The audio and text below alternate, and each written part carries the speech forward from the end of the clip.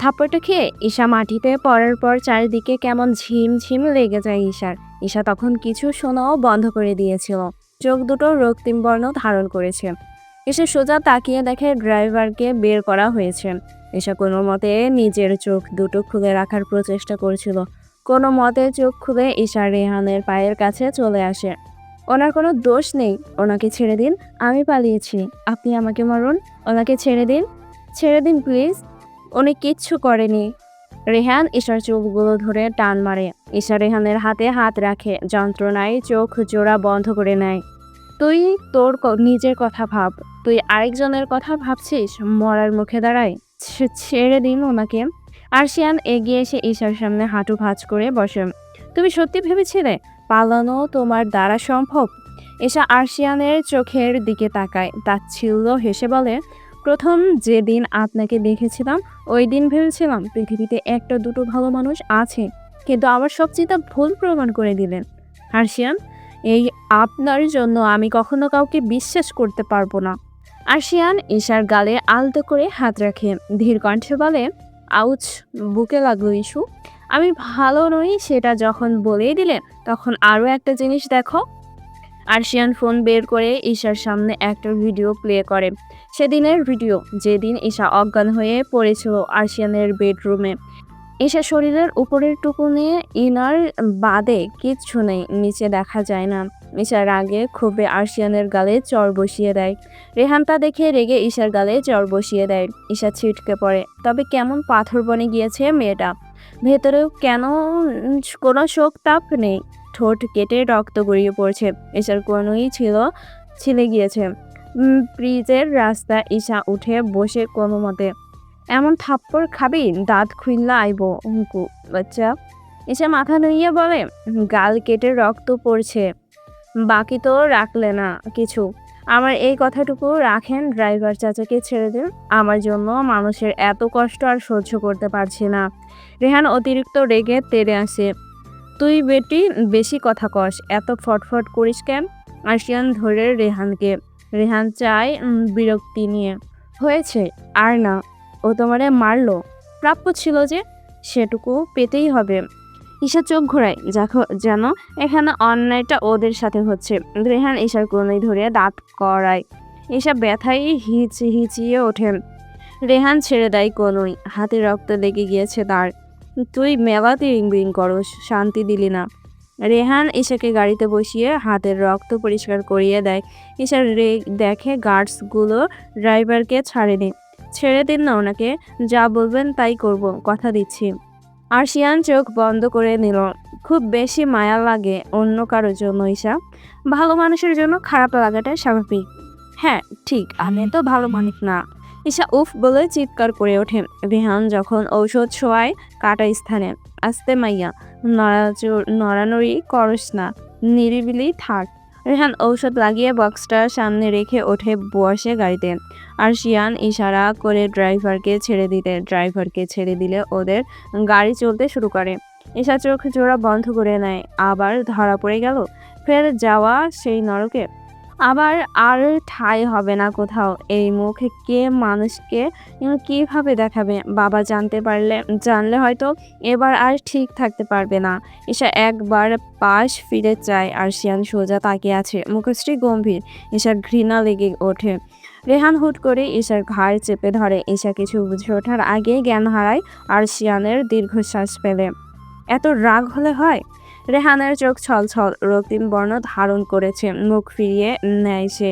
ঈশা গিয়ে আরশিয়ানের বুকে ঢলে পড়ে। হেতি নিজেরে নিয়ে কত ভাবে, এর জন্য আমরা যে স্যাক্রিফাইস করছি সেটার কোনো মূল্য নাই। আরশিয়ান ভাইয়ের হাতে হাত রাখে। আছে, সব কিছুর মূল্য আছে। ওকে হারাবো না, কখনো ভয় পাস না। আমাদের কেন দুই দেহেই হন লাগলো ভাই? কিছু পেতে গেলে কিছু খোয়াতে হয়। তাইলে হ্যাঁ মিয়া, কেন আমাগো বুঝে না? বুঝবে, সময়টা আসতে দে। জঙ্গলের মাঝে রাস্তা, নিস্তব্ধতা ঘিরে রেখেছে চারিপাশ। চারদিক থেকে এই নিস্তব্ধতার ভিড়েও যেন কতগুলো চোখ তাকিয়ে আছে। গা শিউরে ওঠে সে দৃশ্য দেখলে। এইসব কিছুই দুই ভাই ভালো টের পায়, দেখতেও পায়। দুপাশে পিচাসের অতৃপ্ত চাওয়া আর বিশ্রী যে গন্ধ। এসব হুট করেই আরশিয়ানের কোটটা খামচে ধরে। তার ভয় লাগছে, জ্ঞান নেই, তবুও যেন ভয়ে মেয়েটার হাত পা ঠান্ডা হয়ে আসছে। আরশিয়ান জড়িয়ে ধরে ঈশাকে। রেহান পরনের কোট খানা খুলে ঈশাকে জড়িয়ে দেয়। কালো গ্লাস ডোরের বাহিরে দিয়ে তাকাতে বুঝতে পারে কবরস্থানের সামনে দিয়ে যাচ্ছে। মাওলানা হামিদুর আলী এই গোটা জমিকে গ্রামের কবরস্থানের জন্য উৎসর্গ করে দিয়ে গিয়েছিল। তবে এর পেছনে কিছু কঠিন সত্যি আছে। মাওলানা ছিল মেয়েদের শরীরের ওপর চাহিদা। সে ইসলামের দাওয়াত দিত মেয়েদের আর গরিবদের বিনা টাকায় আরবি শিক্ষা দেওয়া, কথা বলে খারাপ কাজ করত। যে মরে যেত তাকে এখানেই কবর দেওয়া হতো। সে কারণেই এটা অতৃপ্ত। কথায় আছে, এ কবরস্থানে দিয়ে রাতে কেউ চলাচল করতে পারে না। গাড়ি চলা থেমে যায়, মানুষের পথ থেমে যায়। আর নাকি কেউ কাঁদে, কিছু চিৎকার করে, কেউ আবার পেছন থেকে ডাকে। আরশিয়ান এবং রেহান দুই ভাই বুঝতে পারে আশেপাশে মোটেই ভালো জায়গা নয়। রাত গভীর হয়েছে, যত দ্রুত সম্ভব এদেরকে পৌঁছাতে হবে গ্রামের ভেতর। কিন্তু যেখানে বাঘের ভয় সেখানেই সন্ধ্যা হয়।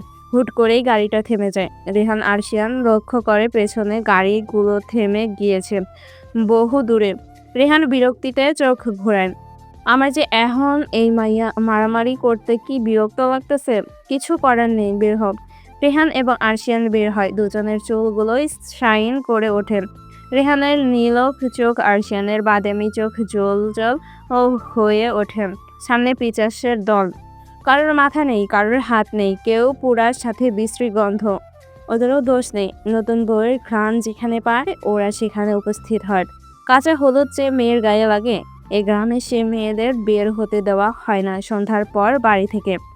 রেহান আরশিয়ান নিজেদের তলোয়ারের বের করে উজ্জ্বল হয়ে ওঠে সেগুলো। মুহূর্তের ভেতর দু ভাইয়ের তলোয়ারের আঘাতে সব ছাই হয়ে যেতে লাগে। ওদিকে গাড়ির ভেতর ঘুমিয়ে থাকা ঈশার হঠাৎ মনে হলো শীতল কণ্ঠে কেউ ঈশাকে ডাকছে। ঈশা, ঈশা আয় মা, আমি তোর মা, আয় মা, আমার কাছে আয়। ঈশার চোখ খুলে যায় হুট করে। সে কেমন ধ্যান বনে গিয়েছেন। ওর শরীরের ভেতর যেন ও নেই, অন্য কেউ বাস করছে। ঈশা ফিরে চায়। আয় মা, কাছে আয়। ঈশা গাড়ির দরজা খুলে বের হয়। ধ্যানহীনভাবে হাঁটতে থাকে। সামনের মহিলাটা ঠিক ঈশার মায়ের মতো দেখতে। সে হাত দিয়ে ডাকছে ঈশাকে। ঈশার চোখ ছলছল হয়ে ওঠে। ঈশা গিয়ে তাকে জড়িয়ে ধরতে নিলে নারী মূর্তিটা উধাও হয়ে যায়। ঈশার ধ্যান ফিরে। হঠাৎ করে নিজেকে এমন জায়গায় আবিষ্কার করে ঈশা ভয় পেয়ে যায়। ওদিকে সামনে দেখতে পায় সেই পোড়া পিচাসকে।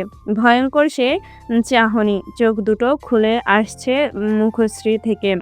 ঈশা এক চিৎকার দিয়ে ওঠেন, তবে নড়তে পারে না। জমে গিয়েছে। হলুদ বউ, কাঁচা হলুদের ঘ্রাণ পেয়েছি, তোরে আমার লগে নিয়ে যাবো, আয় আমার লগে আয়। ঈশা ভয়ে কান্না শুরু করে দিয়েছে। পিচাস ঈশাকে ধরার আগেই কেউ তার কণ্ঠনালী বরাবর তলোয়ার কোপ বসিয়ে দেয়। মুহূর্তে হাওয়াতে ছাই হয়ে যায়। ঈশা শরীর ছেড়ে দিল। পাশে ফিরে রেহানকে দেখে জড়িয়ে ধরে ঈশা। রেহান অন্য হাতে ঈশাকে জড়িয়ে রাখে। শান্ত হ, কিছু হয়নি। ভূত। রেহান হাসে। হ্যাঁ ভূত। বেরাইছিস কে? জানি না কেন বের হলাম। রেহান ঈশার কপালে চুমু খায়। দু ভাইয়ের চেয়ে ঈশা বেশ খাটো। দুজনে নিচু হতে হয় চুমু খেতে গেলে। ঈশার চোখ দিয়ে পানি গড়িয়ে পড়ছে। রেহান বাচ্চাদের মতো চোখের পানি মুছিয়ে দেয়। কাঁদিস না, আছি তো আমরা। ঈশা তখনও ভয়ে কাঁপছে। হাতের তলোয়ারটা গায়েব হয়ে যেতে আরশিয়ানের সামনে কিছু নেকড়ে উপস্থিত হয়। মুহূর্তের ভেতর তারা নিজেদের মানব রূপ ধারণ করে। মাই কিং। প্রতিটা আত্মা আর ওদের অতৃপ্ত বাসনা, সব কিছুর ধ্বংস দেখতে চাই আমি। হোক তা যেটাই। আমার ঈশার দিকে যে হাত এগিয়ে আসবে সেটাকেই কেটে ফেলবো আমি। ভ্যাম্পায়ার প্রিন্স রবার্ট আপনার সঙ্গে দেখা করতে চায়। আরশিয়ানের মুখশ্রীতে গম্ভীরতা নেমে আসেন। কবর দেখা, ওর সাথে না দেখা করলে কিভাবে হবে? কিং, পরবর্তী আদেশ। কুইনের ওপর 24 ঘন্টা নজর রাখবে। জি। আরশিয়ান ফিরে আসে গাড়িতে। ঈশা তখনও ফুঁপিয়ে উঠছে ভয়ে। রেহান বসে আছে পাশে, তবে ঈশাকে ডিস্টার্ব করছে না। আরশিয়ান এসে বসতে ঈশা সংকুচিত হয়। আরশিয়ান চোখ ঘোরায় বিরক্তিতে। তোমার পক্ষে দূরে যাওয়া কি সম্ভব ঈশা? অযথা প্রচেষ্টা করো, আমাকে রাগিও না। ঈশা ফিরে যায়, ছেড়ে দিলেই তো হয়। শুধুমাত্র এই জিনিসটাই পারি না। আমি নিজের জীবনের শেষ দিন পর্যন্ত চেষ্টা করব পালানোর। ঈশার মুখ রক্তিম বর্ণ ধারণ করেছে। আরশিয়ান তাকিয়ে আছে ঈশার দিকে। বোঝা যাচ্ছে প্রচণ্ড রেগে আছে ছেলেটা। রেহান ভ্রু কুঁচকে তাকিয়ে আছে। একটু আগেই তো কেমন ভয়ে কাঁপছিল, তাহলে এখন এত যে তেজ কোথা থেকে এলো? রেহান বিরক্ত হয়ে মনে মনে বলল, এই মাইয়া পারেও বটে, মনটা কয় খালি থাপড়ায়। পালাতে চাও? আপনাদের থেকে দূরে যেতে চায়। আরশিয়ান গাড়ির দরজা খুলে বেরিয়ে যায়। কোনো কথা না বলে ঈশাকে টেনে বের করে গাড়ি থেকে। ঈশা ভয় পেয়ে যায়। ভেবেছিল হয়তো চর মারবে, কিন্তু না। ঈশাকে অবাক করে দিয়ে মাঝ জঙ্গলে ঈশাকে ফেলে আরশিয়ান গাড়িতে উঠে বসে। ড্রাইভার, গাড়ি স্টার্ট কর। হেতেরে রাইখা? হ্যাঁ। ভয় পাইব পাক। রেহান ফিরে যায়। ঈশা অসহায় ঈশা অসহায়ের মতো তাকিয়ে আছে। রেহান দীর্ঘশ্বাস ফেলে। চালা বেটা, দাঁড়াস না আর। হ্যারও বোঝা উচিত হ্যার ভালো আর মন্দ। ঈশা দেখলো সত্যি সত্যি গাড়িটা চলে গেল তাকে রেখে। ঈশার এবার কান্না পাচ্ছে। রাখতে বললো বলে রেখে গেল? ওনারা নাকি ওকে ভালোবাসে। মিথ্যা বলেছে সব। ঈশা খেয়াল করলো তার চারিদিকে অন্ধকার আর অন্ধকার। ঈশা এদিক ওদিক হাঁটতে গিয়ে গাছের সঙ্গে ধাক্কা খেলো। ঈশা ভীষণ ভয় করছে। গত কিছুদিন হওয়া কাণ্ডে ঈশা এমনিতেও ভয় পেয়ে আছে। ঈশা এবার শব্দ করে কেঁদে ফেলে। গাছের নিচে হাঁটুতে মুখ গুজে বসে পড়ে। আমাকে বাড়ি দিয়ে আসতো, এখানে ফেলে রেখে গেল। আমাকে নাকি ভালোবাসে। সব মিথ্যা কথা, সব মিথ্যা কথা। মিথ্যা আর মিথ্যা বলে ওরা। ঈশা ফুপিয়ে ফুপিয়ে কাঁদছে। হঠাৎ করেই নাকে ভেসে আসে কিছু বিশ্রী গন্ধ। ঈশা দেখে দূরে আগুন জ্বলছে। ওটা তো সেই শ্মশানটা। ঈশা আরও ভয় পেয়ে যায়। রেহান, আরশিয়ান ফিরে আসুন, ভয় করছে আমার। ঈশা হাঁটুতে মুখ গুজে চিৎকার করে কথাগুলো বলল। হঠাৎ সে অনুভব করলো তার দুই পাশে কেউ এসে বসেছে, তার শরীরের সাথে শরীর লাগিয়ে। ঈশা ভয় পেয়ে যায়, ভাবে হয়তো আবার কিছু এমন অতৃপ্ত। কিন্তু না, এবার সে চিরচেনা ঘ্রাণ পাচ্ছে। ঈশা মাথা উঁচায়। গাড়ির আলোতে এখন বেশ আলোকিত জায়গাটা। রেহান হাতের সিগারেটটা শেষ টান দিয়ে ফেলে দিল। ঈশা রেহানের দিকে তাকিয়ে ওদের ভেতর থেকে সরে আসে। ওদের সামনে বসে আছে ঈশা। দুই ভাই তখনও সেখানে বসে আছে। ঈশা লক্ষ্য করলো খুব নিখুঁত ওরা। ওদের আলাদা করা যায় না বললেই চলে। রেহানের নীলফ মনে জোড়া, আরশিয়ানের বাদামি। ও হ্যাঁ, চুলের রংটা অন্যরকম। দুই ভাই এই মুহূর্তে সাদা এবং কালো শার্টে আছে। আরশিয়ান এবার পা ভাঁজ করে বসে। কি, পালাতে পারলে না? এসব ফুপিয়ে ওঠে। আপনি ভীষণ বেয়াদব। ইস, বেয়াদব কিভাবে হলাম? তুমি না বললে চলে যান? হ, তুই তো কইলি চলে যাও। চলে যেতে বললে চলে যাবেন? বাড়িতে পৌঁছে দিয়ে তারপর যেতেন? রেহান হেসে ফেলে। ঈশা এই প্রথম লক্ষ্য করে ওরা হাসতেও পারে, সবসময় রাগ করে না। ঈশার ভেতরে একটু একটু শীতল হাওয়া বইতে লাগলো। মৃদু বাতাসে ঈশার চুলগুলো উড়ছে। আরশিয়ান এগিয়ে এসে ঈশার চুলগুলো বেঁধে দেয়। রেহান ঈশাকে পানি ধরে দেয়। ঈশা এক নিঃশ্বাসে সবটা শেষ করে দেয়। এসো, রাইতের বেলায় মাইয়া মানুষের চুল ছাড়তে নাই। আরশিয়ান ঈশার গালে লেগে থাকা চোখের পানি গুলো মুছিয়ে দেয়। ঈশার এই প্রথম ওদের থেকে কেয়ারিং ভাইব আসছে, যেন পৃথিবীর সব খুশি দুই ভাই ঈশার একটু ইশারাতে ঈশার পায়ের কাছে এনে দিতে রাজি। শোনো ঈশা, তোমার একটু খুশির নাম শুধু বলতে হবে। কথা দিচ্ছি, বলতে দেরি হবে কিন্তু সেই খুশি পেতে দেরি নয়। পৃথিবীর সব সুখ যেমন দিতেও পারি, খেরেও নিতে পারি। এখন তুমি কোনটা নিবে সেটা তুমি জানো। Choice is yours. কথাটা বলে আরশিয়ান উঠে দাঁড়ায়, ঈশাকে পাঁচ কোলে তুলে নেয়। রেহানও উঠে যায়। দুই ভাই পুনরায় গাড়িতে এসে বসেন। ঈশা আর কোনো কথা বলেনি। পুরো রাস্তা ওদের ভেতর নীরবতা ছিল। ঈশা গাল চরের জন্য লাল হয়ে আছে। রেহান লক্ষ্য করে সেটা। কতগুলো চর মেরেছে আজ ঈশাকে সে। রেহানও ঝুঁকে ঈশার গালে চুমু খেলো। ঈশা ফিরে যায়। চর মারছি না, মায়া লাগে, কি করুম, নির্লজ্জ। আরশিয়ান শব্দ করে হেসে ফেলে। তোমার জন্যই এটা ভাগ্য তোমার, অন্য কারোর জন্য নির্লজ্জ হলে সমস্যা ছিল। ঈশা ফিরে যায় আরশিয়ানের দিকে। তার সত্যি মনে পড়ে সে প্রথম দিনের কথা। মানুষটাকে তার ভালো লাগতে শুরু হয়েছিল। ভেবেছিল একটা অচেনা মেয়েকে সে সাহায্য করছে কিভাবে। ঈশা মাথাটা পেছনে ঠেকিয়ে চোখ বন্ধ করে নেয়। প্রথম থেকে আজ পর্যন্ত ঠিক কি কি ঘটে চলেছে তার জীবনে, সবই ভয়ঙ্কর অভিজ্ঞতা। ঈশা ভাবে এটা একটা স্বপ্ন হোক। সকালে ঘুম থেকে উঠলে যেন সব শেষ হয়ে যায়। আরশিয়ান ঈশার হাতটা ধরে। ঈশা অনুভব করে সেই স্পর্শ খুবই জেন্টাল, নমনীয়। ঈশার চোখ বেয়ে পানি গড়িয়ে পড়ল কিভাবে যেন। আরশিয়ান আঙুল দিয়ে তা মুছিয়ে দেয়। তবে ঈশা চোখ খুলল না, চোখ বন্ধ করেই রইল। রেহান অনুভব করে তাদের বর্তমান অবস্থা। রেহান হাসে। জীবনে এমন এক অধ্যায় এটা, যা না যাচ্ছে শেষ করা, না যাচ্ছে মেনে নেওয়া। হয়তো ঈশার জন্য এটা কঠিন, তবে ওদের দুই ভাইয়ের জন্য এটা তার থেকে বেশি কঠিন। মধ্যরাতে বাংলো বাড়িতে দুই ভাইয়ের গাড়ি প্রবেশ করে। দারোয়ান দরজা খুলে দেয়। আরশিয়ান ঈশাকে পাঁচ কোলে তুলে কামরায় নিয়ে যায়। রেহান ভেতরে এসে দেখে তার বাবা তখনও জেগে। ঘুমাননি কেন আব্বা? ঘুম কিভাবে আসতো? আপনার ড্রাইভারে মারিনি, ভয় নাই। উদ্ধার করেছো? উদ্ধারই তো করলাম। ঈশাকে মুক্তি দে, তোরা দুই ভাই। ধুরো, এক কথা বারবার কন, আপনি বুঝেন না কেন? হ্যারে মুক্তি দেওয়ার কিছুই নাই। হ্যাঁ আমাগো নিয়তি। মেরে ফেলবি ওকে কবে? তোরা দুই ভাই পাগল হেতের লাইগা আব্বা। আরফান চৌধুরী কথা না বাড়িয়ে সেখান থেকে উঠে চলে গেলেন। রেহান হেসে ফেলে। এত চিন্তা কেন করেন আব্বা? ইশারে বাঁচাতে চাই। ওর সুরক্ষা আমাগো বুকে। আমগো থেকে দূরে গেলেই না বিপদ বেশি। রেহান নিজের কামরায় চলে যান। আরশিয়ান আগে থেকেই সেখানে উপস্থিত ছিল। ভাই চিন্তিত দেখাচ্ছে। প্রিন্স রবার্ট দেখা করতে চায়। বোকা কেন? হ্যাঁ দেখা করতে চায়, কারণ আছে। ও হয়তো ঈশ্বর সম্পর্কে জেনে গিয়েছে। হ্যাঁ রে, এইবার আমি মাইরা ছাড়ুম।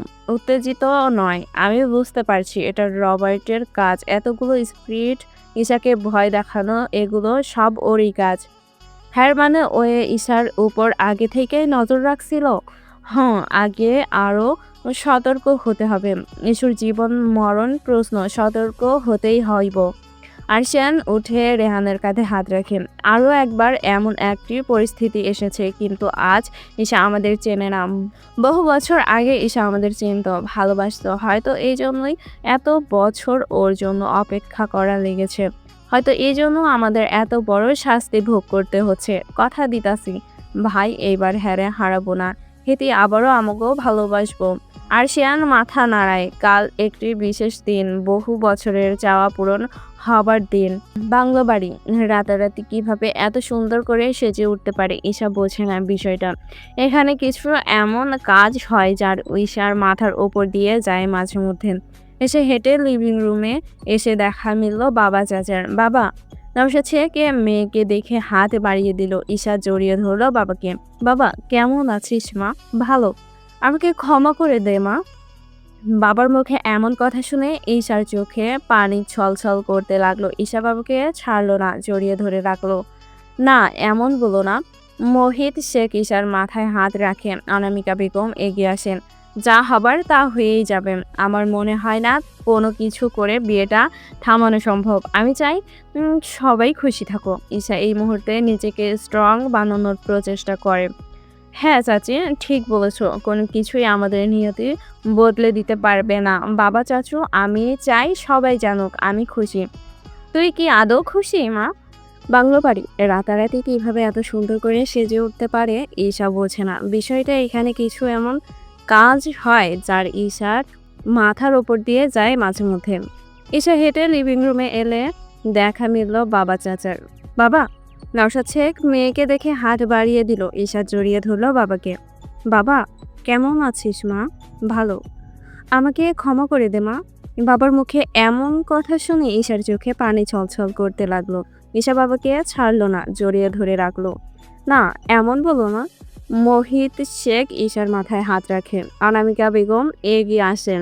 যা হবার তা হয়েই যাবে। আমার মনে হয় না কোনো কিছু করে বিয়েটা থামানো সম্ভব। আমি চাই সবাই খুশি থাকো। ঈশা এই মুহূর্তে নিজেকে স্ট্রং বানানোর প্রচেষ্টা করে। হ্যাঁ চাচি, ঠিক বলেছে। হ্যাঁ চাচি, ঠিক বলেছে। কোনো কিছুই আমাদের নিয়তি বদলে দিতে পারবে না। বাবা চাচু, আমি চাই সবাই জানুক আমি খুশি। তুই কি আদৌ খুশি মা? জানি না এটা কেমন পরীক্ষা, তবে উত্তীর্ণ হতে হবে। নওশাদ কি মেয়ের কপালে চুমু খেলেন। সিঁড়ির ওপর থেকে ঈশার এবং তার পরিবারের সব কথাই শুনল রেহান। হঠাৎ ঘাড়ে কেউ স্পর্শ করতে ফিরে তাকায় সে। গুড মর্নিং ভাই। Good morning. কি শুনছিস? হ্যাঁ কথা। আরশিয়ান হাসে। শুনে ভালো লাগলো। এটা কি হইতে পারে ঈশা কিছু কইলো আর আমাকে পছন্দ হয়ে গেল না? তা অবশ্য ঠিক, তবে যার নিয়তি যেটা সে কখনো তা থেকে পালাতে পারে না। যেন গ্রামের কেউই বাদ না যায়। এমনভাবে সবাই এসেছে বিয়েতে, সবাই বলেছে এমন বিয়ে আবার হোক। খাবারগুলোর স্বাদ যেন সবার মুখে লেগে আছে। বউ সাজে ঈশা একটি কামরায় বসে আছে। কি করবে ঈশা? আবার পালাবে? কিন্তু পালালেই কি সব সমাধান হবে? বুঝে উঠতে পারছে না ঈশা। সে আপাতত নিচের একটি কামরায় আছে। ঈশা দেখে পেছন দিকে একটি দরজা খুললে সোজা বাহির। ঈশা হাতে কাগজ কলম নিয়ে লিখে, বাবা এবার হয়তো ওরা তোমাদের কষ্ট দিতে পারে, তার জন্য ক্ষমা করে দিও। ঈশা নোটখানা লিখে দরজা খুলে বাহিরে পা রাখলো। ঈশা দেখে সবাই ব্যস্ত, খেতে কেউ বা সাজগোজ দেখতে। ঈশা ভাবে এই নিয়ে 3বার পালাবে সে। ঈশা পা বাড়াতে নিলে তার সামনে কেউ দাঁড়ায়। ঈশা ভয় পেয়ে তাকায় সোজা। একটি ছেলে ঈশা ওকে চিনে। সঞ্জয়, ঈশার বন্ধু। সঞ্জয়, তুই এখানে? হ্যাঁ, বিয়েতে আসলাম। ঈশা যেন প্রাণ পেল। ভাই হেল্প করবি? হ্যাঁ করব। কি হেল্প লাগবে? পালাতে চাই। বলিস কি ভাই?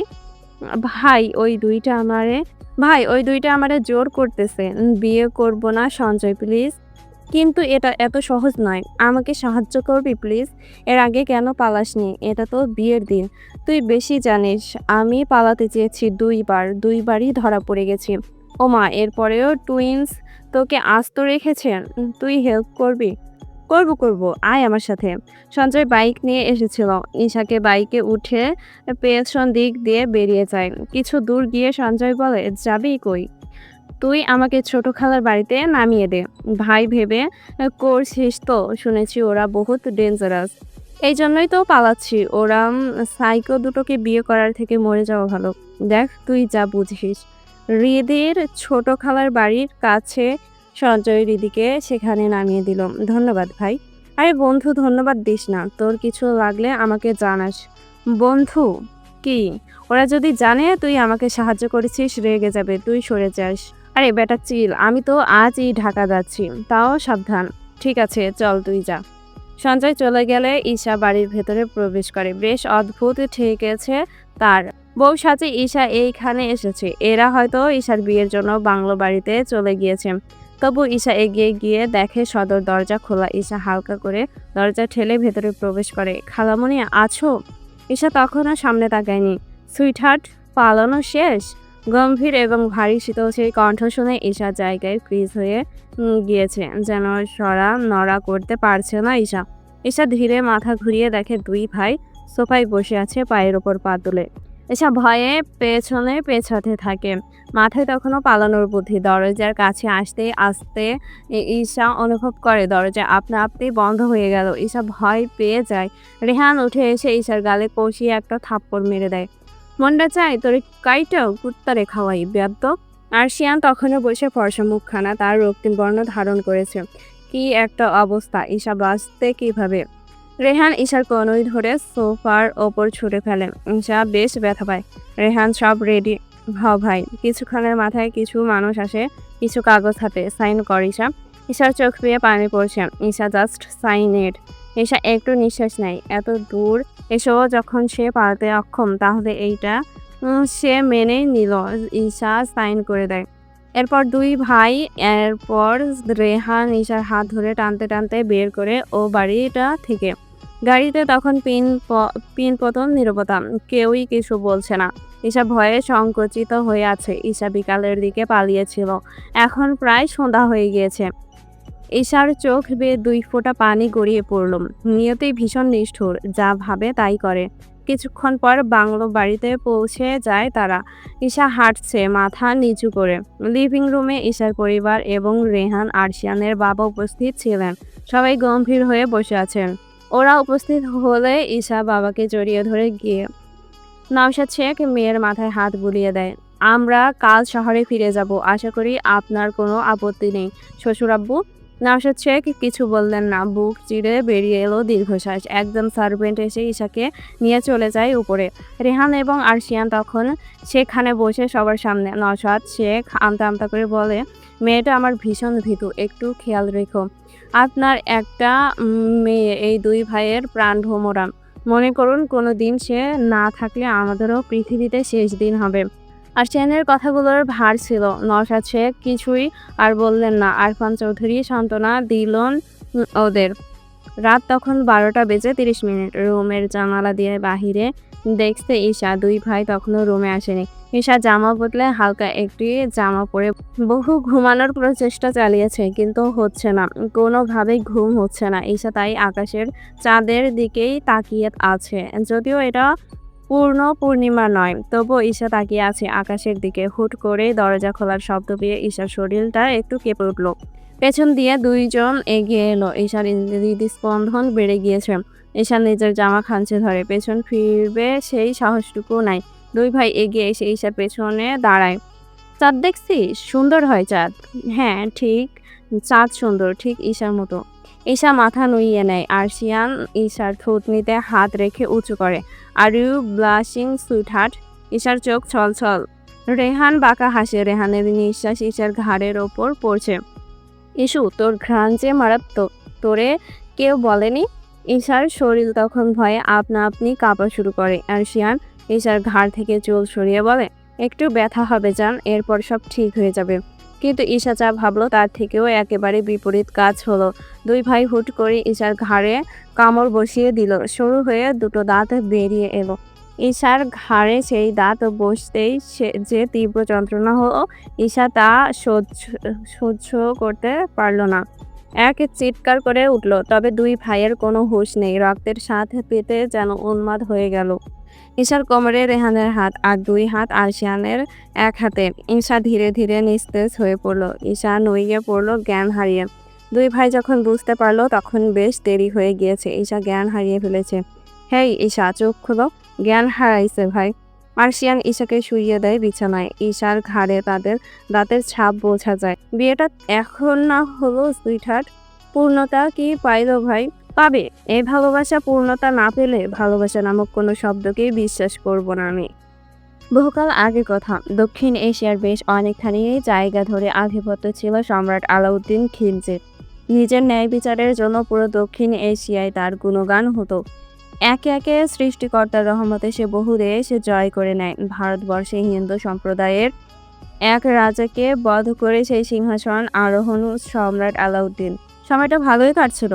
তবে একদিন বনে শিকারে বের হবার পর সম্রাট আলাউদ্দিন পথভ্রষ্ট হন এবং এদিক ওদিক পানির খোঁজ করতে থাকেন। তিনি পথভ্রষ্ট হয়ে যখন এদিক ওদিক ঘুরে বেড়াচ্ছিলেন, তখন তার চোখে পড়ে বিরাট বট বৃক্ষের ছায়ার নিচে বসে আছে অল্প বয়সী এক নারী। দেখে বোঝা যাচ্ছে নারী কঠিন ধ্যানে মত্ত। সম্রাট আলাউদ্দিন তখন তার কাছে গিয়ে কিছুক্ষণ বসে রইলেন। নীরবে পর্যবেক্ষণ করতে লাগলেন সেই মহিলাকে। মারাত্মক সুন্দরী সেই মহিলা। পরনে তার কমলা রঙের শাড়ি। অনেকটা সময় ধরে সম্রাট আলাউদ্দিন সেই সৌন্দর্য পর্যবেক্ষণ করতে লাগলেন। এ যেন পরীর থেকেও সুন্দরী। হঠাৎ করেই নিজের ধ্যান থেকে ফিরে আসে ওই নারী। চোখ মেলে সামনে কাউকে বসে থাকতে দেখে অবাক হয়। কে আপনি? ধ্যান ফিরে সম্রাট আলাউদ্দিনের। আমি সম্রাট আলাউদ্দিন। এখানে কি চাই? আমি পথভ্রষ্ট হয়েছি। তাহলে এখানে কেন বসেছে? আমি তৃষ্ণার্ত। সে নারী তখন সম্রাটের জন্য পানির ব্যবস্থা করেন। আর এভাবে সম্রাট জড়িয়ে পড়ে একটি ভুল সম্পর্কে। সে নারী ছিল বেদে বিশ্বাসী এক আস্তিক হিন্দু। মা বাবার মৃত্যুর পর দর্শন চাচার মাধ্যমে নিজের সুখের খোঁজে ছেড়েছিল সংসার। তবে তার রূপ যে আগুনের মতো ছিল। সম্রাট আলাউদ্দিন তাকে বনবাস ছেড়ে সংসার ফিরে আসার জন্য প্রলোভ দেখায়। সম্রাট আলাউদ্দিনের কথা মেনে তিনি নিজের সবটুকুই তাকে দিয়ে দেয়। সম্রাট আলাউদ্দিন জানতো এটা শুধুমাত্র একটু মোহ এবং সমাজ এ সম্পর্ক কখনোই মেনে নেবে না।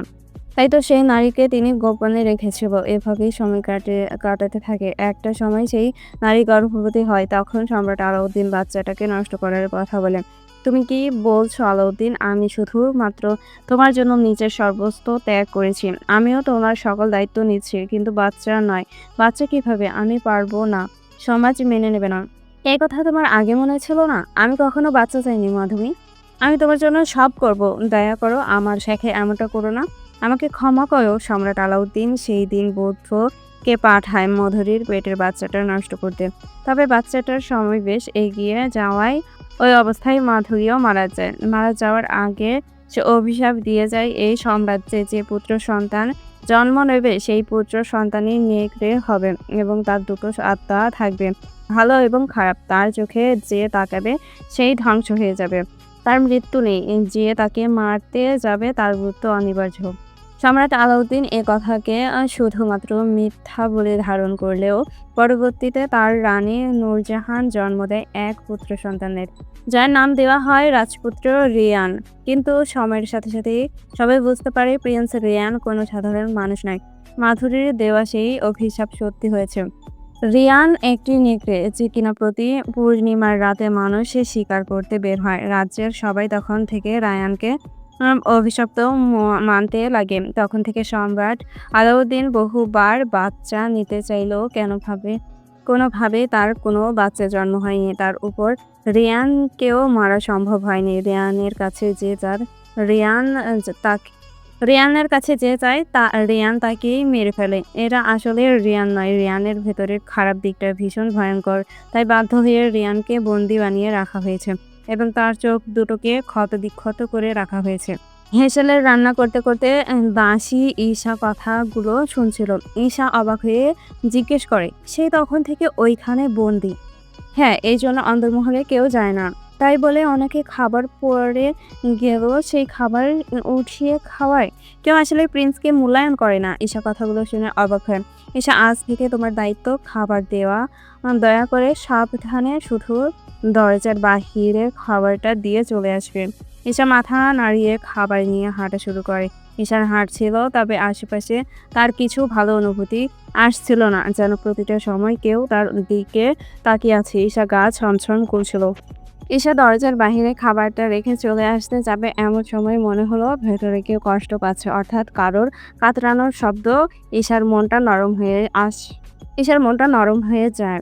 সে দরজা খোলায় ভেতরে আসে। ঘরে কোনো আসবাবপত্র নেই। ঈশা অবাক হয়, এত বড় সম্রাটের রাজপুত্র সে মেঝেতে শুয়ে আছে। চোখ দুটোয় পটি লাগানো, পায়ের ক্ষত এতটাই তাজা যে ব্যথায় রিয়ান কাতরাচ্ছে। ঈশার মানব মন এসব সহ্য করতে পারল না। ঈশার বাবা টুকটাক বৌদ্ধ কাজ করে। ঈশা তাই ক্ষত স্থানে কি দিলে দ্রুত সেরে যায় জানে। ঈশা গিয়ে বাহির থেকে কিছু জরুরি পাতা এনে সেটাকে বেটে আবার অন্দরমহলে প্রবেশ করে। রিয়ানের পায়ে যখন ওষুধটা দিচ্ছিল তখন রিয়ান উঠে বসে। ঈশার গলা ধরে বসেন। এই মুহূর্তের জন্য ঈশার নিঃশ্বাস আটকে যায়। "আমি শুধু জড়িবুটি দিতে গিয়েছিলাম।" রিয়ান ছেড়ে দেয় ঈশার গলাটা। ঈশা কাশি শুরু করে। কিছুক্ষণ পর নিজেকে সামলে নিয়ে সরে আসে ঈশা। "কেন এসেছো এখানে?" খাবার দিতে।" "সবাই তো খাবার বাহিরে রেখে চলে যায়। আপনি যন্ত্রণায় কাতরাচ্ছিলেন। আমি কি করতাম? আমি তো একটা রাক্ষস। আমার কাতরানোতে কি আসে যায়?" রিয়ানের কথাগুলো ঈশার বড্ড খারাপ লাগলো। সবাই ওকে এতটা হেয় করেছে যে ও এখন এসব বলছে।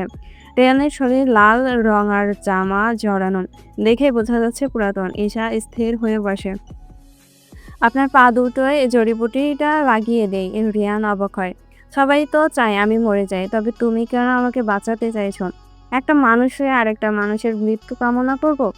রিয়ান কিছু বলে না। ঈশা ধীরে রিয়ানের পায়ে জড়িবুটি লাগিয়ে দেয়। ঈশা রিয়ানকে খাবার খাইয়ে দেয়। ঈশার কাছে রিয়ান বাকিদের মতোই সাধারণ মানুষ, অথচ ভেতর থেকে ক্ষতবিক্ষত। ঈশা একজন সামান্য দাসী হলেও রিয়ানের জন্য তার খুব মায়া হয়। একটা বন্ধ ঘরে কতগুলো বছর এভাবে পড়ে আছে, কোনো হিসাব নেই।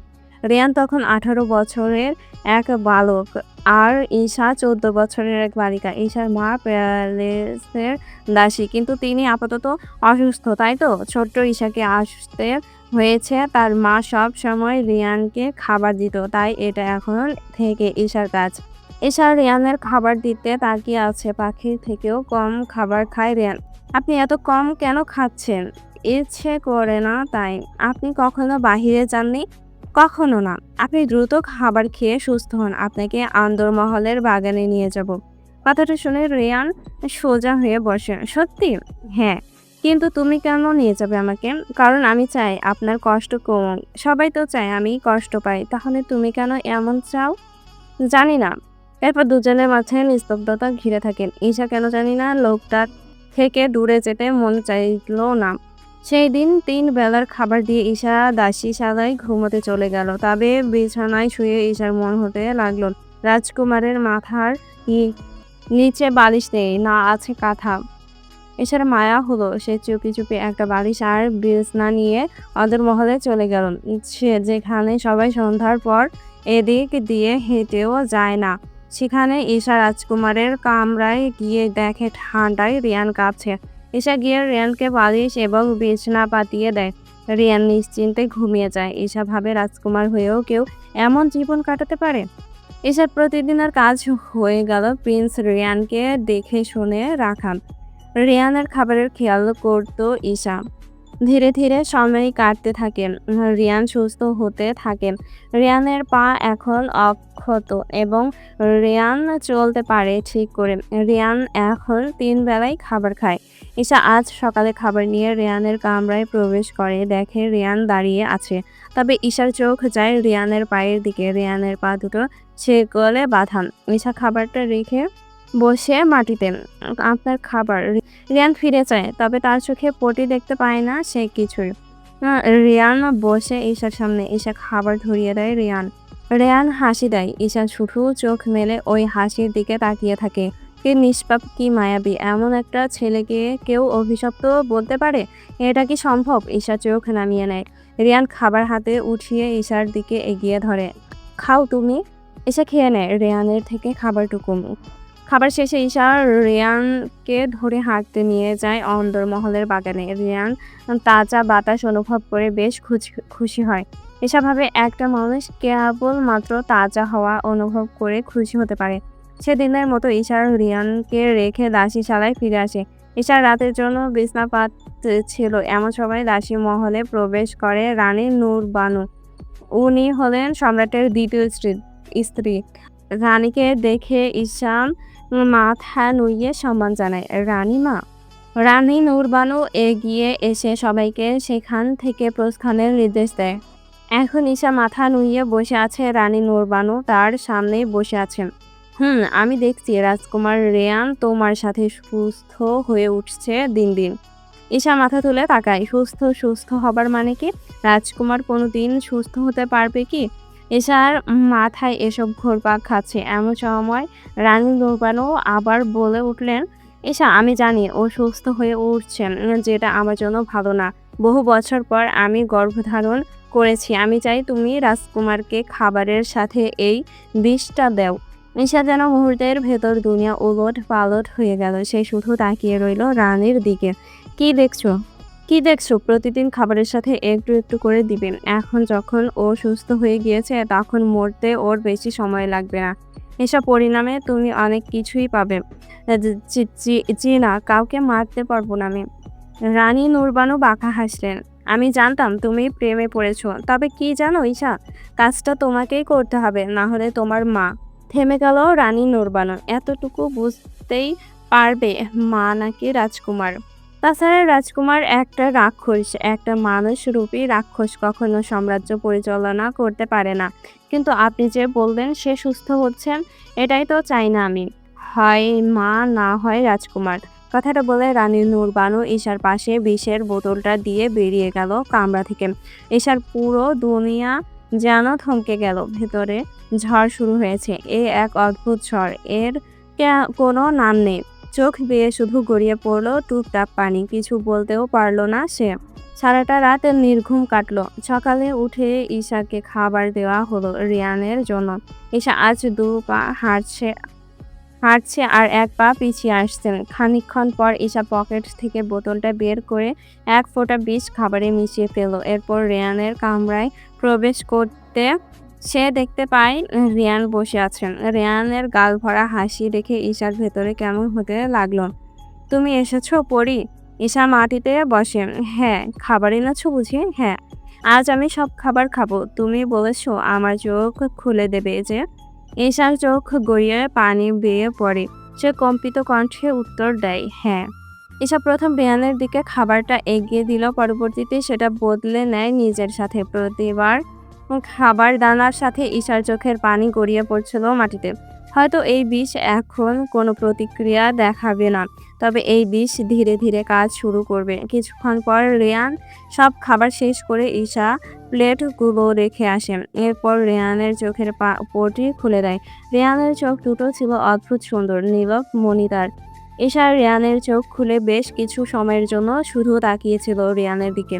এত সুন্দর মায়াবী চোখ কারোর হয় বুঝি? রিয়ান তখনও ঝাপসা দেখে, তবুও সে ঈশাকে সামনে পেয়ে বড় একটা হাসি দেয়। ঈশাও হাসে। সেদিন ওরা বেশ ভালো সময় কাটতে থাকে দিন। বিষের প্রভাবে ঈশা অসুস্থ হতে থাকে। তবে ঈশা বুঝতে পারছে না কেন জানি রিয়ানও অসুস্থ হয়ে পড়ছে। কিন্তু যেটা ঈশার সঙ্গে হচ্ছে সেটা কেন রিয়ানের সঙ্গে হচ্ছে? খাবারগুলোতে ঈশা প্রতিদিন খাচ্ছে। এমনই একদিন ঈশার কাশির সাথে রক্ত পড়ে। ঈশা বুঝতে পারে তার কাছে হয়তো আর বেশি সময় নেই। ঈশা এই সময়টাই তার মাকে দেখতে চায়। মৃত্যুর আগে মায়ের খোঁজটা সে নিতে চায়। ঈশার মা ছিল প্রাসাদের বাহিরে। ঈশার মাকে দেখার জন্য প্রাসাদের বাহিরে গেলে সেদিন ঘটেছিল খুবই অদ্ভুত কাণ্ড। রিয়ান সেই রাতে নিজের উল্ফ অবতার ধারণ করে এবং নিজের হাতে বহু দাসী জীবন নিয়ে নেয়। এরপর রিয়ান যখন নিজের আসল রূপে ফিরে আসে তখন তাকে নেওয়া হয় মারার জন্য। সম্রাটের প্রহরীরা তাকে বন্দি করে। ঈশা যখন এ খবর জানতে পারে ঈশা ছুটে আসে প্রাসাদে। তবে ঈশা অবাক হয় এটা দেখে যে রানী নূরবানু রিয়ানের সামনে দাঁড়িয়ে বলছে, "একটা দাসী পাঠালাম তোর কাছে। তোকে মারার আদেশ দিলাম। বিষও দিত রোজ তোর খাবারে। তোকে নরম করলো। তারপরেও তুই মরলি না? তোর জীবনটা এমন কেন রে?" রিয়ানের পৃথিবীটা যেন ধ্বংস হয়ে গেল। ঈশা তাকে বিষ দিয়েছে। রিয়ান একবার ফিরে চায়। সে অনুভব করেছিল ঈশা আশেপাশে আছে যে। রিয়ানকে যখন নিয়ে যাওয়া হচ্ছিল তখন সে ঈশার সামনে দাঁড়ায়। "তুমিও আমাকে মারতে চাইলে ঈশা? তবে এত কষ্ট কেন করলে? তোমার একটা কথায় আমার জীবন হাজির ছিল যে।" ঈশা চোখে শুধু পানি ছিল। কিছু বলার ভাষা হারিয়ে ফেলেছিল সে। রিয়ানকে নিয়ে যাওয়া হলে ঈশাও জ্ঞান হারিয়ে ফেলে। কারণ তার শরীরও তখন সুস্থ ছিল না। এরপর কেটে গেল প্রায় ৫ বছর। অন্দরমহলের বারান্দায় বসে ঈশা ভাবাচ্ছে রিয়ান নামক ছেলেটাকে সবাই মৃত বলে ঘোষণা করেছে। সে হয়তো আর ফিরে আসবে না। ঈশা বেঁচে গিয়েছিল তখন। তবে এতে তার শরীরে খুবই বাজে প্রভাব পড়েছিল। ঈশা এখন হালকা কষ্ট করলে দুর্বল হয়ে যায়। তাছাড়া গলাও সমস্যা হয়েছে। ঈশা ভাবে তখন তারও মরে যাওয়া উচিত ছিল রেয়ানের সাথে। লোকটাকে যে সে ভালোবেসে ফেলেছে এটা ঈশাও এখন বুঝতে পারে, ভীষণ বুঝতে পারে। রিয়ান থাকাকালীন অন্দরমহলে বাস ছিল অনেক ধরনের স্পিরিটের। রিয়ান স্পিরিটকে কন্ট্রোল করতে পারত। এই সব ভূতগুলো তাকে নিজের প্রভু মানত। রিয়ানের মৃত্যুর পর সব চলে গিয়েছে। তবে আজ হঠাৎ করে ঈশা লক্ষ্য করে তার আশেপাশে স্পিরিট সচল হচ্ছে। ঈশা এমন ভয়ানক পরিবর্তন দেখে প্রথমে ভীষণ ভয় পেয়ে যায়। কিন্তু এমন সময় একটি স্পিরিট ঈশার অতি নিকটে চলে আসে। ঈশা পেছনে সরতে গেলে সে একটি বিড়ালে পরিণত হয়ে যায়। "ভয় নেই কন্যা, আমাদের প্রভু ফিরেছে প্যালেসে।" ঈশা অবাক হয় সে কথা শুনে। অন্যদিকে রাজ্য ধুম পড়ে গিয়েছে। রাজকুমার রিয়ান তার পিতাকে হত্যা করে সিংহাসনে আরোহণ করেছে। ঈশা কথাগুলো শোনা মাত্রই মূল রাজমহলের দিকে দৌড় দেয়, যেখানে মূলত সব রাজ পরিবারের মানুষ থাকে। ঈশা ভেতরে গিয়ে ভীষণ ভয় পেয়ে যায়। চারিদিকে রক্ত আর রক্ত, সবাই মৃত হয়ে পড়ে আছে নিচে। ঈশা এসব কিছু দেখে পাথর বনে গিয়েছে। কিছুক্ষণের জন্য এমন সময় ঈশার কানে ভেসে আসে ভয়ঙ্কর এক কণ্ঠ, "আমাকে মনে পড়েছে পরি?" ঈশা ভয়ে ভয়ে পেছনে ফিরে যায়। রিয়ানের শরীরের পরিবর্তন হয়েছে, এক সুঠাম দেহের পুরুষ সুদর্শন হয়েছে, বাম হাতে তলোয়ারের রক্ত লেগে আছে, চুইয়ে পড়ছে মাটিতে। ঈশার শরীর ভয়ে কাঁপছে থরথর করে। রিয়ান এগিয়ে এসে ঈশার গাল ধরে এদিক ওদিক দেখে। ঈশার ঘাড়ের কাছে এসে ঘ্রাণ নেয়। ঈশা নিজের জামাটা শক্ত করে চেপে ধরে রাখে। তোমার ঘ্রাণ পাচ্ছি, এতে কোনো দ্বিতীয় পুরুষের স্পর্শ নেই। ঈশা অবাক হয়, প্রিন্স জানতো তাকে বিষ দিয়েছিল ঈশা, তাহলে এখন তার উচিত ঈশাকে মেরে ফেলা। কিন্তু না, সে অন্য কথা বলছে। ঈশার চাহনি দেখে প্রিন্স ঈশার মস্তিষ্ক পড়ার চেষ্টা করে, কিন্তু পারে না। রিয়ানের অলৌকিক ক্ষমতার মাঝেও এটা একটা ক্ষমতা, সে চোখ দেখে মস্তিষ্কের কথা বলে দিতে পারে। রিয়ান ঈশার মস্তিষ্ক পড়তে না পেরে বাঁকা হাসে। তুমি কি জানো, আমি জানি তুমি আমাকে বিষ দিয়েছিলে। ঈশার মাথার ওপর দিয়ে যাচ্ছে রিয়ানের প্রতিটা কথা, সে ঠিক কি বলবেন বুঝে উঠতে পারছে না। এমন সময় রিয়ান ঈশার হাত ধরে ঈশাকে টানতে টানতে প্রাসাদের ভেতরে প্রবেশ করে। ঈশা দেখে প্রাসাদের কেউই আর জীবিত নেই, সবাই মরে গিয়েছে। যারা রিয়ানের পথে এসেছে, বাকি যারা জীবিত তারা সবাই রিয়ানের আনুগত্য স্বীকার করেছে। যারা দাঁড়িয়ে আছে তারা রিয়ানের গার্ড, কিছু অতিরিক্ত আত্মা এবং বিশাল বড় নেকড়ের একটা সেনাবাহিনী। এসব বুঝতে পারে মানুষের সেনাবাহিনী কখনো এই বিশাল নেকড়ের সেনাবাহিনীর সাথে পেরে উঠত না। ঈশা রিয়ানের দিকে তাকিয়ে থাকে। এটা কি সেই রিয়ান যাকে ঈশা চিনত? মায়াবী নিষ্পাপ সেই ছেলেটা। ঈশা যাকে চিনত এটা তার থেকে একেবারে ব্যতিক্রম একটি পুরুষ। ধাক্কা খেয়ে ঈশা যখন বিছানায় গিয়ে পড়ে, তখনই ঈশার ধ্যান ফিরে। সে রিয়ানের দিকে তাকিয়ে থাকে। এটা তোমার জায়গা, এই কামরা থেকে বের হতে পারবে না। এক পা বের করলে তোমার পা কেটে দেব। আজ থেকে বন্দি জীবন স্বীকার করবে। কেন? রিয়ান ফিরে চায়। কেন জিজ্ঞেস করো না ঈশা, প্রশ্ন করা জায়েজ নয়। কথাটা বলে রিয়ান বেরিয়ে গেল। ঈশা দেখলো দরজা আপনা আপনি বন্ধ হয়ে গেল। প্রাসাদের বাকি মানুষগুলো কোথায় ভাবতে ভাবতে ঈশা টের পেল জানালা দিয়ে বিশাল আকৃতির এক সাপ কামরায় প্রবেশ করছে। এসে এক চিৎকার দিতে দিতে সাপটা মানুষে পরিণত হয়ে গেল। এসা তবুও ভয়ে 2 পা পিছিয়ে যায়। সাপটা একটি সুদর্শন পুরুষে পরিণত হয়ে যায়। আমি জানি তুমি ভাবছো এসব কি হচ্ছে তোমার সাথে। আপনি কে? আমি জুলিয়ান, রিয়ানের বন্ধু। মানে? জুলিয়ান হাঁটু ভাঁজ করে ঈশার সামনে বসে। এখন যে রাজকুমারকে তুমি দেখছো সেটা রাজকুমারের খারাপ দিক, যার নাম রেহান। একটু পর যে আসবে সে ভালো দিক। রাজকুমারের আত্মা 2 ভাগে বিভক্ত হয়ে গিয়েছে, ভালো দিক এবং খারাপ দিক। রাজকুমারের খারাপ দিক এখন চাইলে নিজের সামনে যে কাউকে মেরে ফেলতে পারে। কোথাও না কোথাও আমি এটা মানি, তুমি ওকে ধোঁকা দাওনি। কিন্তু যদি ভালো রাজকুমার অর্থাৎ তোমার নিষ্পাপ রিয়ান জানে যে তুমি ঈশা, তবে ও তোমাকে মেরে ফেলবে। রিয়ান তোমাকে যখন দেখেছিল তখন ওর চোখ ভালো ছিল না, কিন্তু সে জানে ঈশা নামক কেউ তাকে ধোঁকা দিয়েছে। রাজকুমারের আত্মা যত দিন না পুনরায় একটি হয়ে যাচ্ছে, ততদিন তুমি রাজকুমারের প্রতিটা কথা মেনে চলবে। রিহান এবং আরশিয়ান যা মিলিত হয়ে যায় রিয়ান। তোমাকে এই দুটো অবতরকে এক করতে হবে, এটা তুমিই পারবে। কারণ তোমার থেকে ধোঁকা খেয়ে ওরা দুজন হয়েছিল। এটা না হলে তুমিও মরবে আর এই পুরো রাজ্য। ঈশা শুধু কথাগুলো শুনলো, কিন্তু কোনো প্রত্যুত্তর দিল না। জুলিয়ান কামরা থেকে বেরিয়ে গেলে ঈশা এক কোনায় দেয়ালের সাথে পিঠ লাগিয়ে পা দুটো বুকে নিয়ে বসে।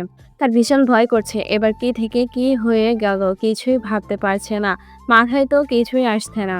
ওদিকে দেখতে দেখতে পুরো সাম্রাজ্যের নতুন রাজা হিসাবে রাজকুমার রেয়ান সিংহাসনে আরোহণ করলো। সবাই জানে সম্রাট আলাউদ্দিন মরে গিয়েছে, এখন তার জায়গায় রাজকুমার রেয়ান সিংহাসনে বসেছে। সবাই এটা ভেবেও চিন্তিত ছিল যে রিয়ান তো একজন নেকড়ে, তবে সে কিভাবে রাজ্য পরিচালনা করবে।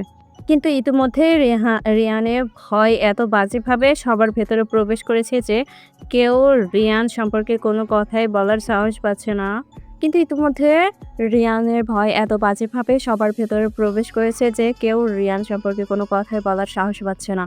রিয়ান এবং জুলিয়ান প্রাসাদের ছাদের দাঁড়িয়ে সবার মাথা নিচু করা দৃশ্য দেখছে। রিয়ানের চোখ দুটো ফাঁকা, ভেতরে যেন কষ্ট, সেখানে সে চাপা দিয়ে রাখা অনুভূতি কেউই বোঝাতে পারবে না। জুলিয়ান রিয়ানের দিকে তাকিয়ে দীর্ঘশ্বাস ফেলে এবং ভাবে, খলনায়ক কখনো জন্ম নেয় না, তাদের খলনায়ক বানানো হয়। এর পেছনে লুকিয়ে থাকে অনেক না বলা কাহিনী। তবে এই খলনায়ক যেমন আজ রাজ্য পেয়েছে, তেমনি ঈশাকে না পেলে রাজ্য ধ্বংস করে দিতে পারে। রিয়ান ফিরে তাকায়।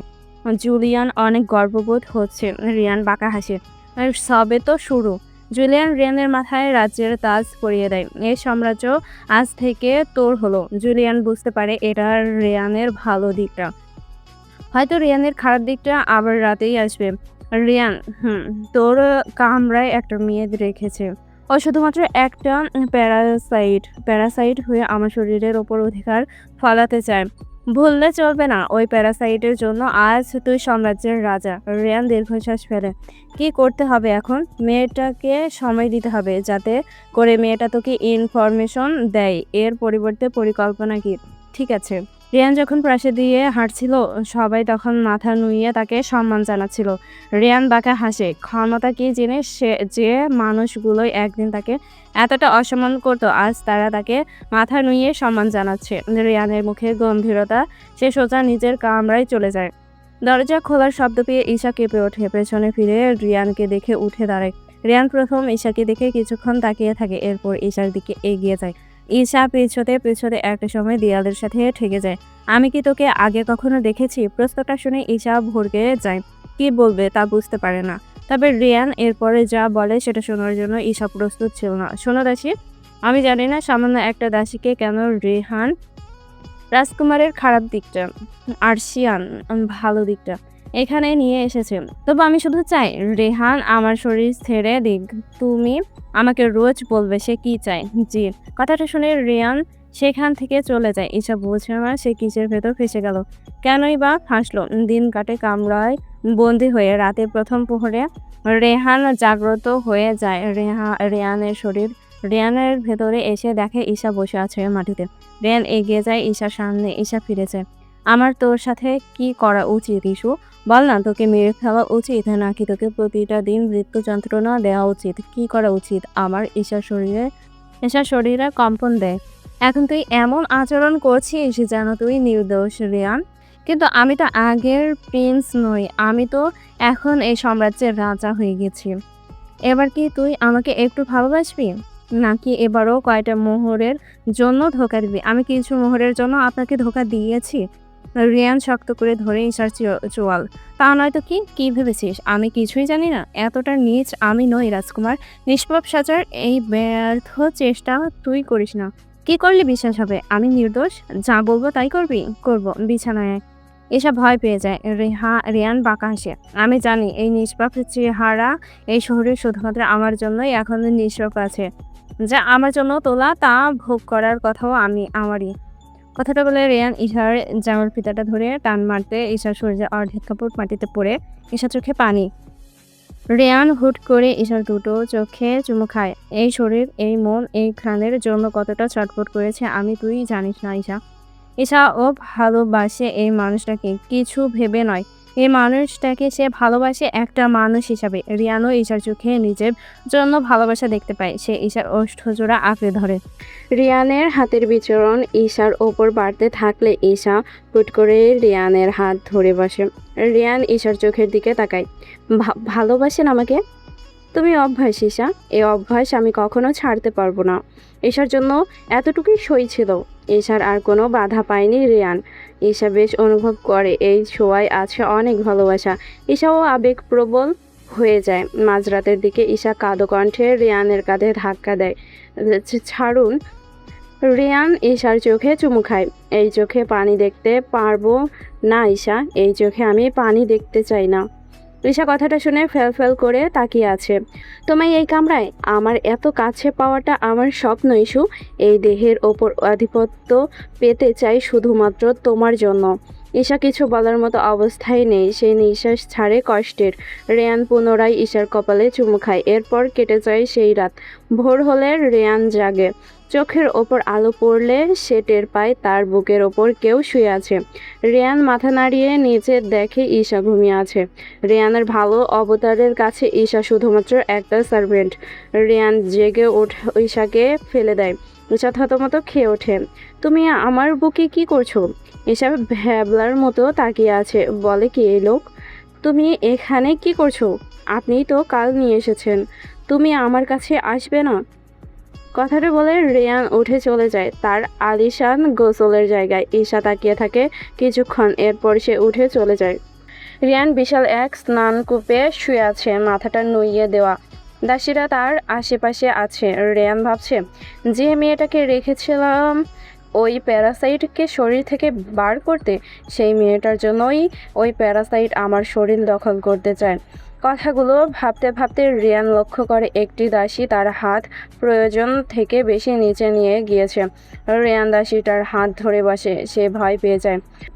ক্ষমা করুন, ক্ষমা করুন, এটা প্রথম এবং শেষ ভুল। ক্ষমা করুন জাহাপনা। যাও, ঈশাকে ডেকে নিয়ে এসো। দাসী মাথা ঝুঁকিয়ে কামরায় চলে আসে। ঈশা জানালার পাশেই বসেছিল, কারণ এই কামরা থেকে বের হবার অনুমতি তার নেই। ঈশা ডাক শুনে ঈশা ফিরে তাকায়। তোমায় জাহাপনা ডাকছেন। কথাটা বলে দাসী বেরিয়ে গেল। ঈশা ভাবে এটা আবার কোন নতুন মুসিবত। আবার ডেকে কি বলবে। সব থেকে বড় কথা, ঈশা বুঝতেই পারে না তার সাথে যে কথা বলছে সে আসলে কে। ঈশা ভয়ে ভয়ে গোসলখানায় চলে যায়। রিয়ান সামনে বসে আছে। জাহাপনা ডেকেছেন, এদিকে এসো। ঈশা ভয়ে ভয়ে এগিয়ে যায়। ঈশাকে হুট করে রিয়ান টান মেরে স্নানকূপে ফেলে। ঈশা হুট করে পানিতে পড়ে থতমত খেয়ে যায়। রিয়ান শক্ত করে ঈশার কোমর জড়িয়ে ধরে। শান্ত হও, এতটুকু পানিতে মরে যাবে না। জি বলো, কাল রেহান তোমায় কি বলেছে? কিছু বলেনি। রিয়ান কথাটা শোনা মাত্রই ঈশার চোয়াল শক্ত করে চেপে ধরে। মিথ্যা বলবে না, কিছুই বলেনি। তাহলে?